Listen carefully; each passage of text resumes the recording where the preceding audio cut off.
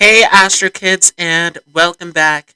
So today in this video I'm going to give you a short clip from the astrology course in Vedic Astrology where I go in depth on what it looks like to go through a Rahu Mahadasha. So those of you in the comments have requested that I get into the Mahadasha videos. So we're going to start off here with Rahu and we will go on from there in future videos. Feel free to leave a like as well as a comment if you enjoyed this. If you are new to this channel, don't forget to hit the subscribe button along with the notification bell. So let's go ahead and jump right into this, which is the Rahu Mahadasha. So immediately after the Mars Mahadasha, the Rahu Mahadasha will follow.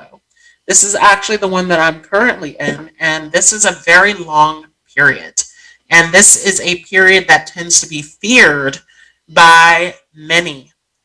And the reason being is because Rahu, again, is the head of the dragon, right? It has no body, so it is about desires. It's about the Maya, the illusion, the material world. So this becomes a huge theme during a Rahu Mahadasha. So during the Rahu Mahadasha period, it is a 18 long period, and extreme karmic lessons happen during this period. Because remember that Rahu and Ketu are those shadow planets. They bring up shadow aspects of our life that we need to learn from.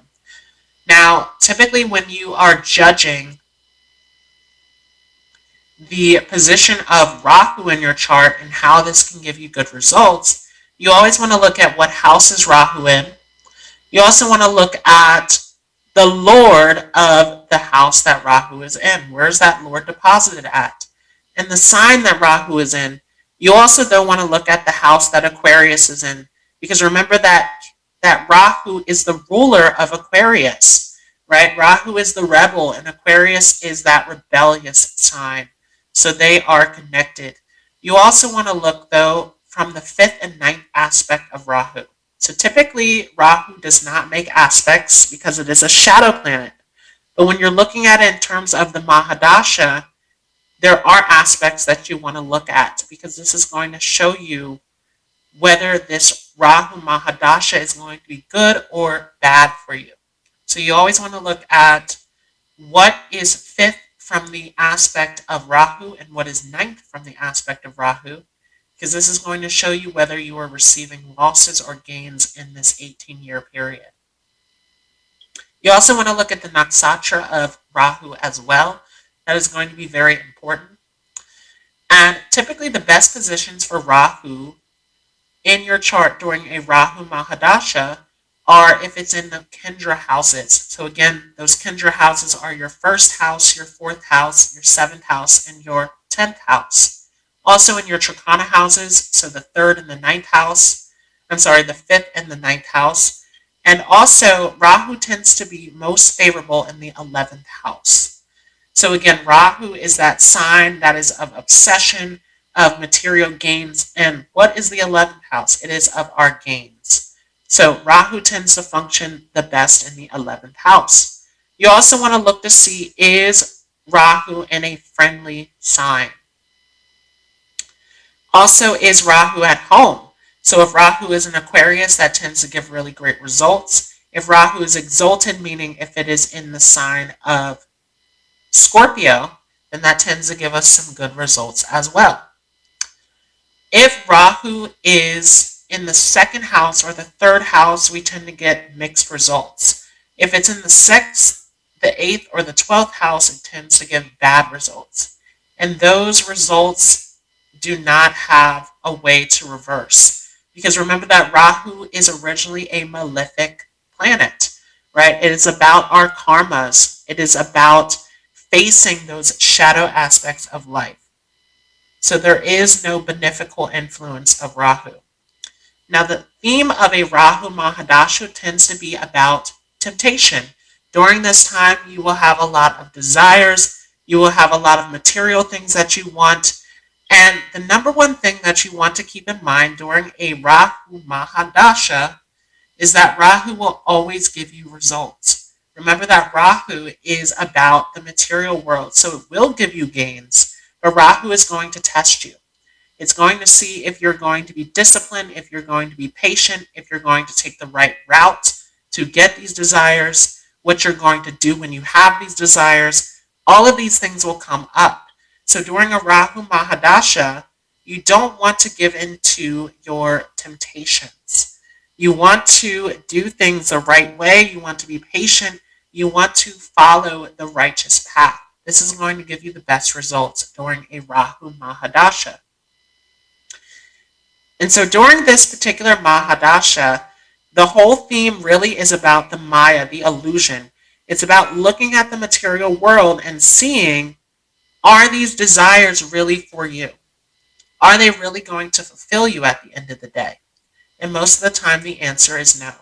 So this is really what this Rahu Mahadasha is trying to show you. And so during this particular time, a lot of issues can arise. Again, Rahu is a malefic planet. So it gives malefical influences where you can have a lot of stress, a lot of anxiety, a lot of obsessions, depression can come up. Sometimes you can relocate to new areas because of the fact that Rahu does not want to stay put. Rahu is the head without the body. It's always hungry for new experiences. And so during a Rahu Mahadasha, this is always going to be a time where Rahu wants you to experience something new. It is asking you to go towards something new in your life. So Rahu will give you new experiences. Whether you're traveling, whether you're relocating to a new home, whether you're having changes within your own home, all of these things can happen. Another thing that can happen is you can have small insects that can actually come into your home. You can have small cracks in the wall. All of these things can happen during a Rahu Mahadasha. So Rahu tends to bring some chaos into the home. Remember that Rahu is the rebel. He doesn't care much for the rules. And so this tends to be a very sporadic time where some unexpected things can happen. And so this might be a time where you need some home repairs. And if you are in a situation where you're a child, this is what we'll talk about when we get into the best time periods. But if you're a child going through a Rahu Mahadasha, or if you are with a parent, some of these issues might come up through the parent instead of through you individually, right? Because these are things that you cannot take care of on your own. This is a time where you can experience a roller coaster in terms of your gains. So Rahu can give you gains, and then all of a sudden it feels like you're losing everything, and then it gives you more gains again. And again, this is a test to show you that the material world is an illusion. So this is what happens during a Rahu Mahadasha. And if you have Rahu positioned in a good placement in your chart, it tends to give you new, unexpected opportunities where you can experience a lot of success and gains. So again, this is something that is not to be feared of during a Rahu Mahadasha. A lot of people are afraid that Rahu Mahadasha will take away gains, that it will not give you the things that you want. Not necessarily. Rahu Mahadasha will test you to see what will you do with those gains. And so if you are doing things that are shady, if you are falling prey to temptation, if you're doing things that are unethical during a Rahu Mahadasha, Rahu will take away the things that it gave you just as fast. So you can experience lots of ups and downs during a Rahu Mahadasha. One thing is certain though, if you are going through struggles or difficulties during a Rahu Mahadasha, you will actually gain success at the end of it. So again, this is a test to show you that all of these things going on are an illusion. This is all happening in your mind during a Rahu Mahadasha. So typically you will achieve great success in your career, especially if Rahu is positioned in a good placement. You may receive some unexpected achievements. So where you thought you weren't going to get the results that you wanted, or that you thought something wasn't possible, Rahu can give you those things. And interestingly enough, we saw President Trump actually enter into his presidency during a Rahu Mahadasha. So that was an unexpected result, where many people thought that he wasn't going to be president, but Rahu gave him that. So this is the type of thing that can happen where if you think that you're not going to receive something, if you think that you can't achieve something, Rahu can actually give you those results unexpectedly.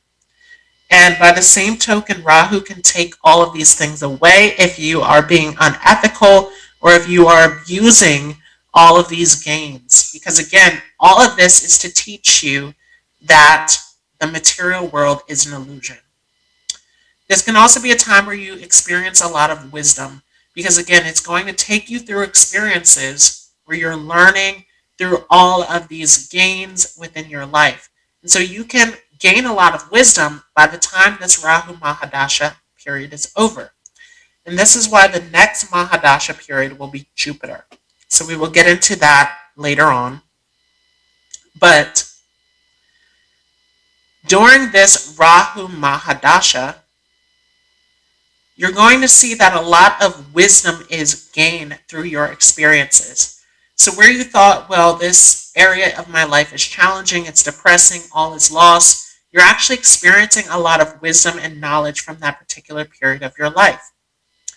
Now, if Rahu is placed negatively, this may be a time where you find it more easy to fall into that prey of temptation, of getting involved in unethical behavior, of getting into your obsessive impulses, all of these things, not taking care of your hygiene, your health at this time.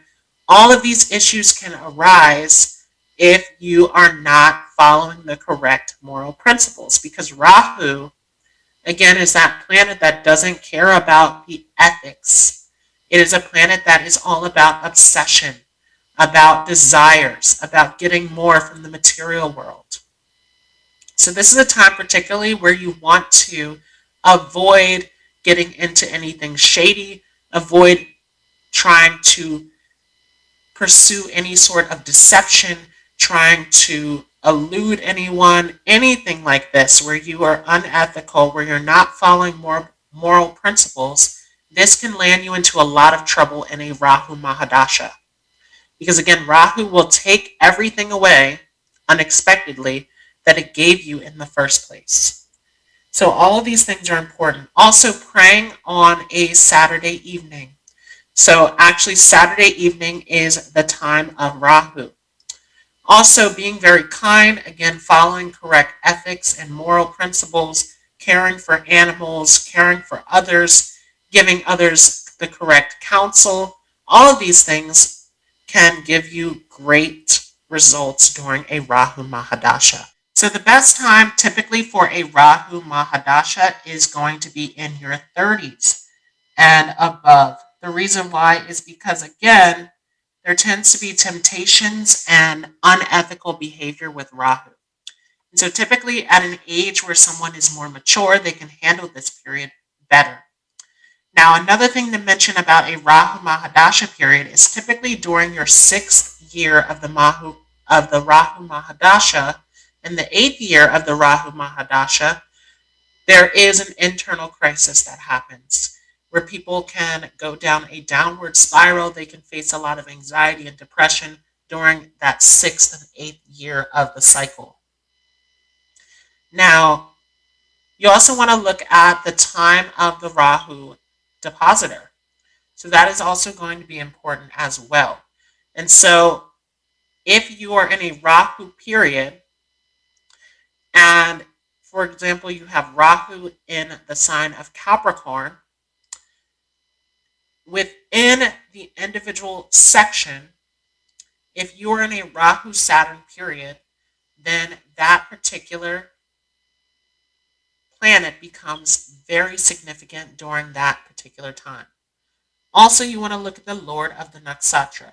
So for example, if you had Rahu in the Nakshatra of Rohini, then you want to look at your moon. Your moon is going to be a significant indicator during that time. So if you are during a Rahu moon period, then your moon is going to play a very important role in that particular time period. So very important to look at these things.